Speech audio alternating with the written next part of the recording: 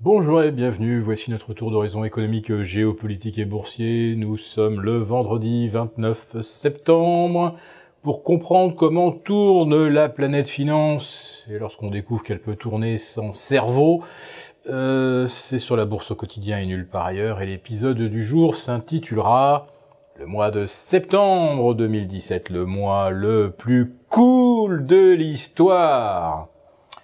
Qu'est-ce que je veux signifier par là? Eh bien, d'abord que le mois de septembre a été un excellent mois boursier. À Paris, le CAC 40 engrange 5,2%, l'Eurostoxx plus 5,3%, et pour les indices US, on a assisté à une nouvelle déferlante de records historiques absolus. Le S&P 500 en inscrivant un 38e hier soir, le Nasdaq terminant in extremis au contact de ses records, et le Russell 2000, le baromètre des mid et small cap, se fendant également d'un nouveau record absolu à 1489 contre 1488 la veille. Rassurez-vous, ça n'a pas été une explosion comme on l'avait pu le voir mercredi. Nous avions raconté pourquoi. Tout simplement parce qu'on nous ressortait de la naphtaline pour la 4e fois depuis novembre 2016. Le super plan fiscal de Donald Trump, censé redonner des ailes aux petites et moyennes entreprises et relancer l'inflation, la croissance aux États-Unis. Et pour l'inflation, c'est un lapsus, je voulais juste vous en parler après. On a eu les chiffres ce matin. L'inflation en France atteint péniblement 1% au mois d'août. Elle est en retrait de moins 0,1% par rapport au mois de juillet. Et si vous excluez l'énergie, donc pétrole, gaz et autres, l'inflation tombe à 0,5% sur un an, car les biens manufacturiers, eux, sur 12 mois, voient leur prix baisser de 0,4%. Autrement dit, on n'est pas près de revoir de l'inflation en France, et pas davantage en Europe, où le rythme annuel se fige à plus 1,6 au mois de septembre, après plus 1,6 donc au mois d'août. Et là aussi, si on retire l'énergie, l'alimentation, on n'a plus que 1,3% d'inflation en année pleine. Pas le moindre signe de redressement de la courbe de l'inflation. Malgré tout, le chef économiste de la BCE, monsieur Peter Pratt, nous annonce que la BCE réfléchit bien à un recalibrage de son quantitative easing, ce qui ne signifie pas donc tapering, c'est-à-dire extinction progressive avec réduction mensuelle ou trimestrielle des achats. Non, c'est juste qu'on va peut-être revenir à 50 ou 40 milliards. D'ailleurs, la BCE a du mal à ramasser chaque mois 60 milliards d'instruments obligataires parce que les emprunts émis par l'Allemagne ne sont pas achetables selon les critères de la BCE pour au moins 40% d'entre eux qui offrent des rendements inférieurs à 0,25%. Donc autrement dit, c'est un véritable problème de gisement. Les pays européens n'émettent plus assez de dettes. On n'arrête pas de nous dire qu'il faut évidemment resserrer les boulons, qu'il faut faire de l'austérité budgétaire, mais la BCE, elle, voit pas tout à fait les choses de la même façon. De son point de vue, à elle, les pays européens ne s'endettent pas assez, ou en tout cas, ceux qui auraient les moyens de le faire pas cher ne s'endettent pas assez. Quant à l'Italie, eh bien elle, la BCE continue de ramasser plus de BTP, c'est-à-dire les bons du trésor italien, beaucoup plus qu'elle ne le devrait. Je referme donc cette parenthèse.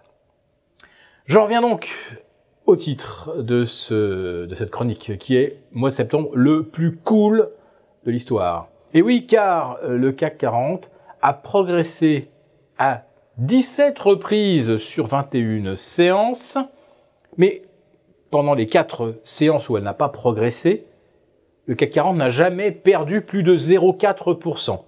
Si vous faites le cumul, ce qu'on appelle le drawdown, de toutes les séances de consolidation survenues au cours du mois de septembre, vous obtenez un repli cumulé de moins 1,20%. pour toutes les autres séances, ça a été de la hausse. Alors moins 1,20, ça peut vous paraître extrêmement peu. Cela dit, on a déjà vu, mais pas à Paris, un drawdown encore plus faible, puisque c'était au mois de février dernier, le Dow Jones avait enregistré le mois le plus haussier de son histoire, non pas qu'il ait gagné 10%, il a déjà fait des performances plus spectaculaires, mais pour la première fois en 120 ans, le Dow Jones au mois de février n'avait perdu en cumulé toutes les séances de baisse que moins 0,25%. Alors qu'est-ce que ça veut dire ? 17 séances de hausse sur 21, 13 séances de hausse sur 15, autrement dit 3 semaines de hausse ininterrompue à Paris. Qu'est-ce que cela veut dire ? Tout simplement que le contrôle exercé par les banques centrales sur les indices est absolument total et implacable. Quand vous couplez ça avec des séances où il s'échange moins de 2 milliards à Paris, à 17h29, ensuite à 17h35, on fait ce qu'on veut avec le fixing, on peut créer autant de transactions fictives artificielles qu'on veut, ce qui a été fait d'ailleurs hier, puisqu'on est passé de 2 milliards à 3 milliards au moment du fixing, et évidemment ces échanges n'ont jamais existé. Alors, pas de volatilité, pas d'acheteurs et plus de vendeurs non plus. Autrement dit, il n'y a plus personne qui conteste les niveaux atteints par les indices. Même un jour, rappelez-vous, c'était il y a une semaine et demie, même un jour où on a un essai nucléaire coréen, un attentat à Londres, un tir de missile, un cyclone, même ce jour-là, on a vu les indices terminer en hausse. Donc, il n'y a plus personne pour contester le fait que le marché doit être irrémédiablement, inexorablement haussier, ce qui signifie que quelque part, les opérateurs laissent complètement leur cerveau au vestiaire. On n'a plus besoin de réfléchir. Il faut payer tous les creux. Mais cette maxime, elle est tellement bien ancrée qu'à la force, il n'y a plus de creux. Dès qu'un marché se replie, on paye. Jusqu'à ce que le marché, finalement, ne se replie plus, comme on l'avait vu en février sur les indices US, comme on le voit au mois de septembre sur le CAC 40. Précisons qu'avec un gain de 5,2% sur le mois écoulé, le CAC 40 réalise également un des meilleurs mois de septembre depuis 50 ans. On a souvent eu des surprises pas toujours terribles boursièrement au mois de septembre. Mais là, on peut dire quand même qu'avec ce mois le plus cool, ce que l'on constate surtout, c'est que le marché, la notion de marché, a totalement disparu, elle est enterrée, il n'y a plus de transactions, plus de volatilité. S'il n'y a plus qu'un acheteur, s'il n'y a plus qu'un opérateur sur le marché, ce n'est évidemment plus un marché, et c'est donc extrêmement dangereux, car personne ne sait aujourd'hui ce que valent les actifs.